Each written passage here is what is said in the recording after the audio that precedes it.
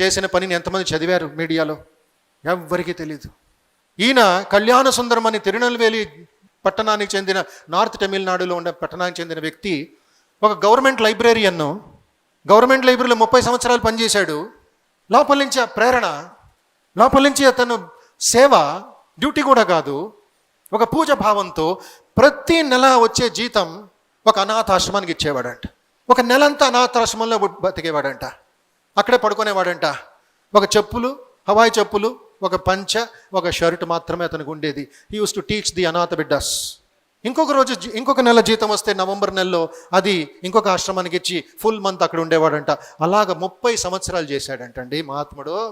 30 years చేశాడు. ప్రతి నెల అతని సాక్రిఫైస్ ఇదే దేశానికి. రిటైర్ అయిపోయాడు, పెన్షన్ వచ్చింది.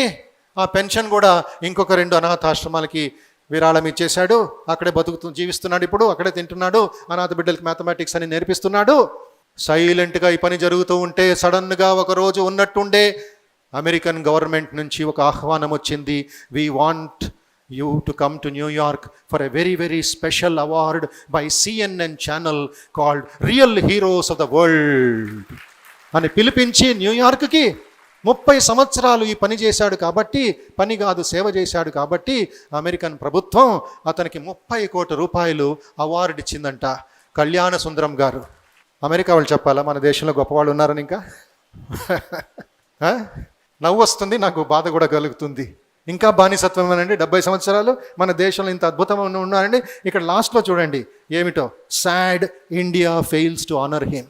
Sad India fails to honor him. He even donated 30 crores award money. New York నుంచి మెడ్రాస్ దిగాడు, ఇంటికి వెళ్ళలేదు, SBIకి వెళ్ళాడు. 30 అనాథ ఆశ్రమానికి 1 crore దానం చేశాడండి మహాత్ముడు. జై భారత్ మాతాకి జై. Real son of India.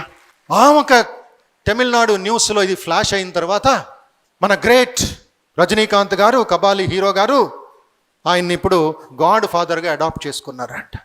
అప్పా you are my real father అని రజనీకాంత్ చెప్పి తిరునెల్వేలికి వెళ్ళి రిక్వెస్ట్ చేశారంట.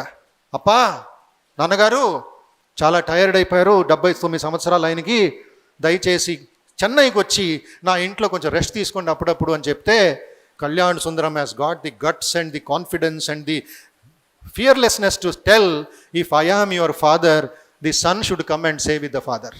I want come to Chennai, you come and stay with me. అదండి ధైర్యం అంటే, అదంటి సేవ అంటే, త్యాగం అంటే.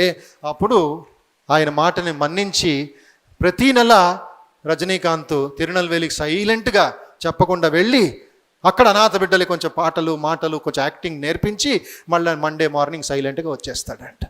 That is how he is repaying the gratitude to his father.